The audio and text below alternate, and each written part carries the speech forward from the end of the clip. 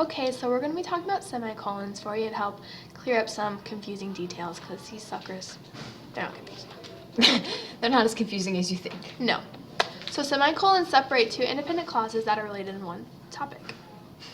Or they can help divide lists that already use commas. That way you're not comma crazy. Most of the time with semicolons, it's best to help divide clauses and everything. So if you have two independent sentences, just slam them together.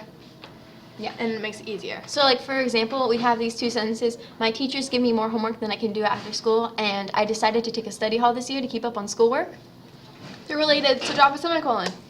And well, bam. It's the same exact sentence, you just got a semicolon in between. And you're done. My teachers give me more homework than I can do after school. I decided to take a study hall this year to keep up on schoolwork. See, the semicolon right there just connects it all. We don't have to do an extra set of quotations. A lot easier. Yeah. Semicolons can also divide lists, so that way you don't have to say a ton of words in one sentence, And use 700 commas. That's not fun. No. It's not. Don't do it. Because then you lose track of where you are. Like we are right now. Yes. Start with these sentences. I visited Argentina, Chile, and Brazil in South America. I went to Germany, France, and Spain in Europe. They have similar structure and topic, so you can drop a semicolon and eliminate the added words. So then it becomes, I visited Argentina, Chile, and Brazil in South America, Germany, France, and Spain in Europe. It can be more than just two sentences with lists. Try 3 or 4. But not too terribly many. Otherwise, Yeah, you might have... It's just going to be complicated. Yeah, there's only 7 continents.